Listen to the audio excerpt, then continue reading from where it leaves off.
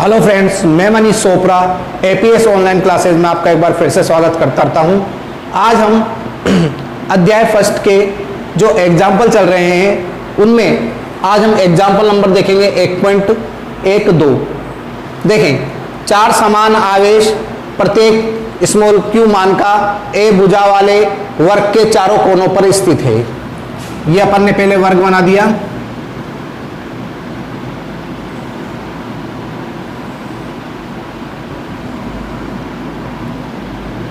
A B C D, ये चार कोने बना दिए। ए बी सी डी, इन पर स्मॉल क्यू आवेश रखा हुआ है।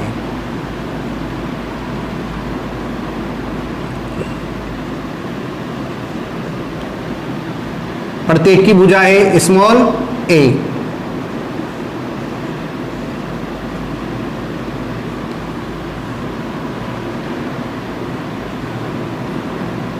अब क्या बोल रहा है ये क्वेश्चन?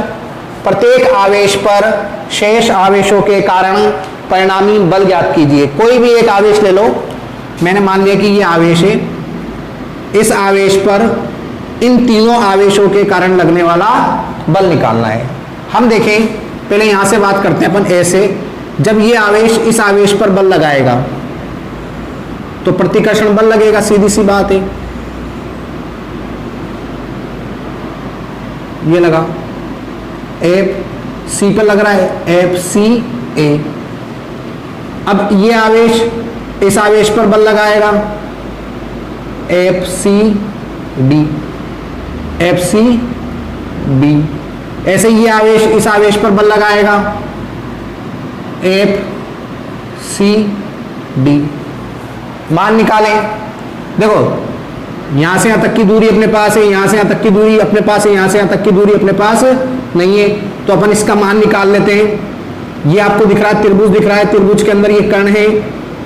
कर्ण बराबर होगा अंडर रूट आधार स्क्वायर ए स्क्वायर प्लस लंब स्क्वायर, तो ये हो जाएगा अंडर रूट 2a स्क्वायर। इसका मतलब ये अंडर रूट 2a, यहां से यहां तक की दूरी अंडर रूट 2a। अब देखें, अब हम बल निकालते हैं। यहां से लेके यहां तक का बल, यहां से लेके इस आवेश के कारण इस आवेश पर लगने वाला बल, एफ सी ए। फॉर्मूला होगा के Q Q upon A square. A square की जगह ए अंडर रूट 2 का होल स्क्वायर। आर स्क्वायर होता है ना, एफ बराबर के Q1 Q2 upon R square. R square की जगह under root 2 a under root 2 का होल स्क्वायर। कौन सी दिशा में है ये? ए सी की दिशा में, ए सी की दिशा में। ठीक है भाई, ये आपने क्या निकाल दिया? इसका मान निकाल दिया। अब देखें, एफ सी ए बराबर कितना हो जाएगा? K Q square under root 2 का स्क्वायर करेंगे तो 2, इसका करेंगे तो 2a स्क्वायर। ये निकल गया एफ सी ए। अब निकालते हैं अपन एफ बी सी, वही के क्यू स्क्वायर अपॉन दूरी कितनी है यहां से यहां तक की? a, तो a स्क्वायर। कौन सी दिशा में? बी सी की दिशा में।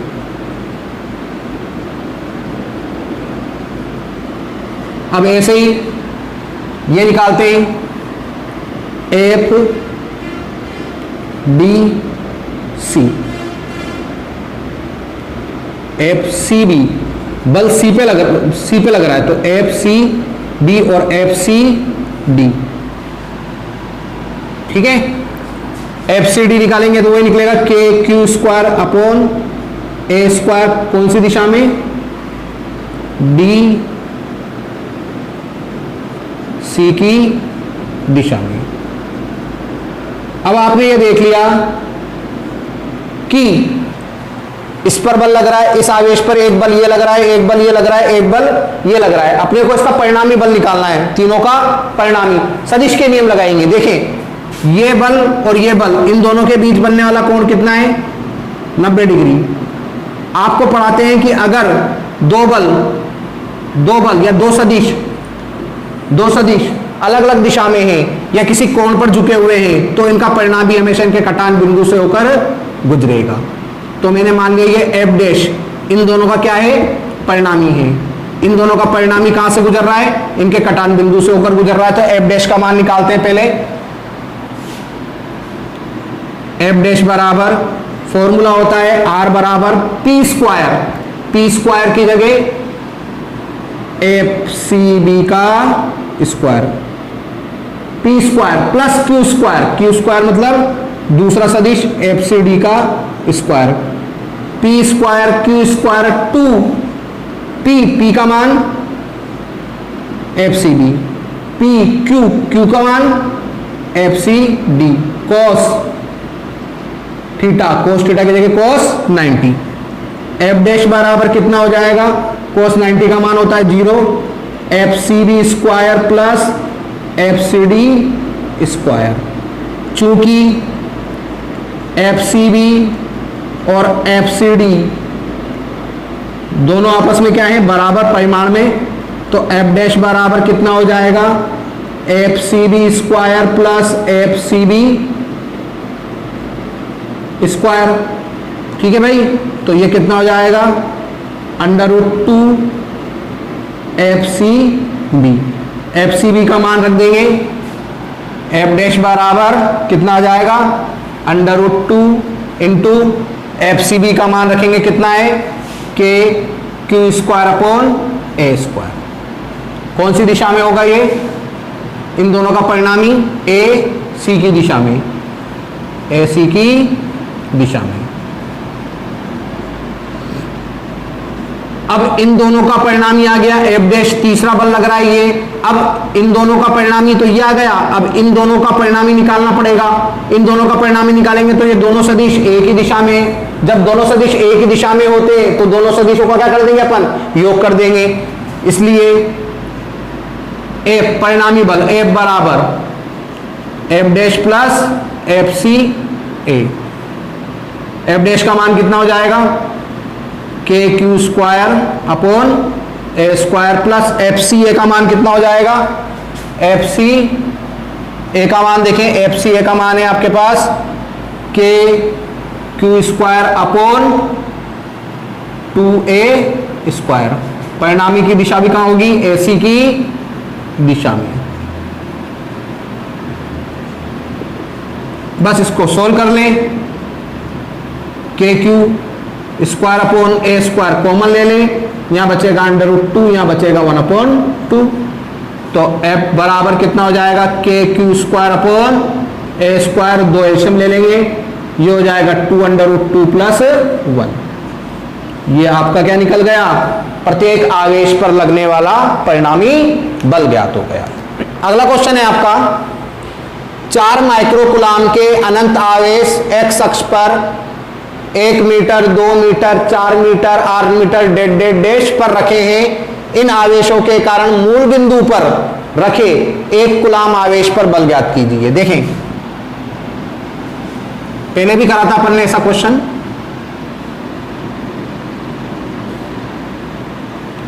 ये x बराबर 0, ये x बराबर 1, ये x बराबर 2, ये x बराबर 4, ये x बराबर 8,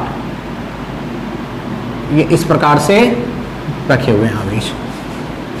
Q1 4 माइक्रोकुलाम, सब समान है इसलिए Q कर दो, 4 माइक्रोकुलाम, 4 माइक्रोकुलाम, 4 माइक्रोकुलाम। यह मूल बिंदु है, मूल बिंदु पर आवेश रखा हुआ है, उसको Q0 बोल दिया। कितने कुलाम का है, 1 कुलाम का। वो बोल रहा है इस आवेश पर इन सभी आवेशों के कारण लगने वाला बल ज्ञात कीजिए। कोई दिक्कत नहीं, कर लेंगे। परिणामी बल F बराबर कितना हो जाएगा, F1 plus F2 plus F3 plus F4 plus, ऐसे ही चलता जाएगा। F बराबर कितना हो जाएगा, K Q Q0 अपॉन, देखें इसके कारण इस पर बल लगा के क्यू जीरो अपॉन यहां से यहां तक की दूरी 0 से लेके 1 मतलब 1 का स्क्वायर। अब ये आवेश इस आवेश पर बल लगाएगा तो इधर लगाएगा, सीधी सी बात, तो माइनस का आई कैप। ऐसे ही के क्यू जीरो अपॉन, अब देखो ये आवेश इस आवेश पर बल लगाएगा, ये आवेश इस आवेश पर बल लगाएगा, यहां से यहां तक की दूरी कितनी है 2 मीटर, तो ये 2 का स्क्वायर कौन सी दिशा में, माइनस आई कैप, क्योंकि आवेश इस आवेश पर बल इधर लगाएगा। ऐसे ही के क्यू जीरो अपॉन, ये देखो यहां से यहां तक की दूरी वही 4 का स्क्वायर माइनस का आई कैप, के क्यू जीरो 8 का स्क्वायर माइनस का आई कैप, ऐसे ही चलता जाएगा। कॉमन ले लो, के क्यू जीरो, ये हो जाएगा 1/1, ये हो जाएगा 1/4, ये अपन हो जाएगा 1/16, ये हो जाएगा 1/64 डेड डैश माइनस का आई कैप। अब देखें ये आपको दिख रहा है, ये आपकी गुणोत्तर श्रेणी है, ये जो श्रेणी है गुणोत्तर श्रेणी है, गुणोत्तर श्रेणी है, तो गुणोत्तर श्रेणी को हल करने के लिए अपन इसको सोल्व कर लेते हैं। पहले इसका मान यहां देख सोल्व कर देता हूं मैं,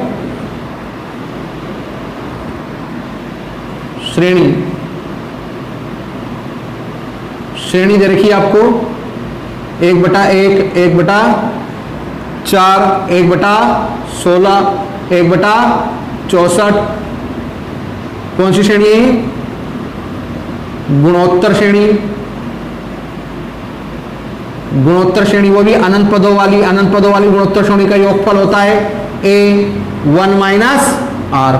ये फॉर्मूला होता है गुणोत्तर श्रेणी के योग का, कि अगर गुणोत्तर श्रेणी अनंत पदों वाली तो उसका योगफल कैसे होगा, A/1 upon A/1 minus are. ए होता है प्रथम पद, और प्रथम पद है आपका 1, आर होता है सार्व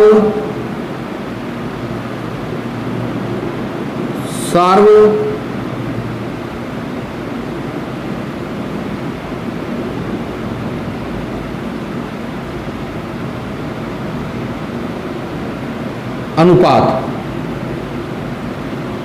सारा अनुपात निकालने के लिए पहले पद में दूसरे पद का भाग लगाएंगे, तो 1/1 सही 1/4, सॉरी पहले पद में नहीं, दूसरे पद के अंदर पहले पद का भाग लगाएंगे तो कितना आ जाएगा 1/4, तो आर का मान आ गया 1/4। अब इसको अपन सोल्व कर लेते हैं। एस इन्फिनिटी बराबर ए का मान कितना है 1, और 1 माइनस इसका मान है 1/4, एलसीएम लेंगे 4, तो 4 माइनस 1 3/4, तो 4 को ऊपर ले आएंगे 4/3, तो ये तो आपका क्या हो गया, इस पद का योगफल आ गया 4/3।